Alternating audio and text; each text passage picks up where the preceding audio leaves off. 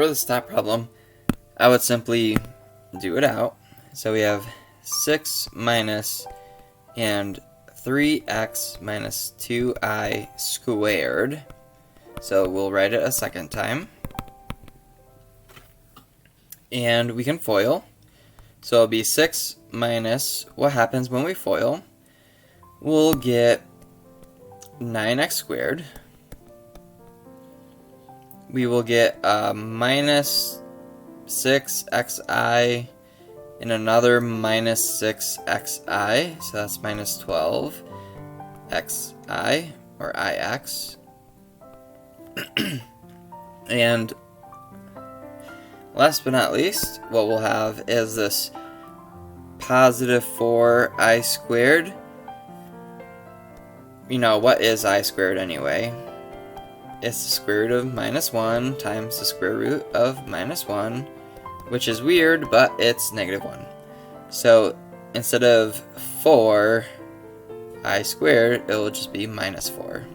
That's the weird one. Now, putting it together, we're going to have something like 6 minus 9x squared, and then minus negative 12ix, so plus 12ix. And last but not least, we have negative 4, so plus 4. We all know that 6 plus 4 is 10, so we're having something like 10 minus 9x squared plus 12ix. Now we can locate a positive 10 in choice A and C and not those, so B and D don't work.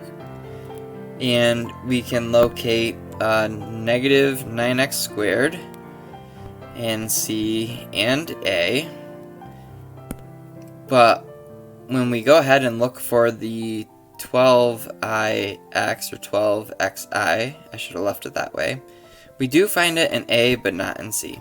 So choice A is our winner.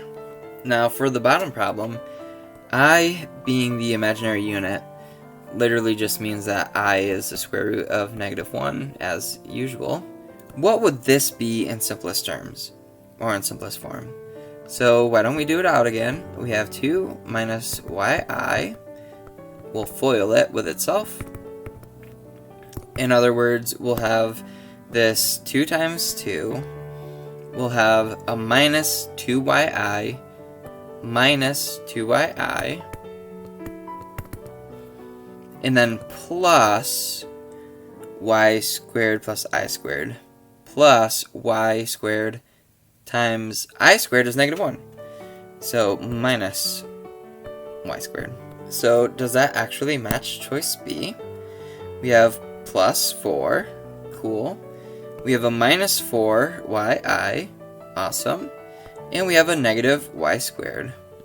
So choice B is our winner.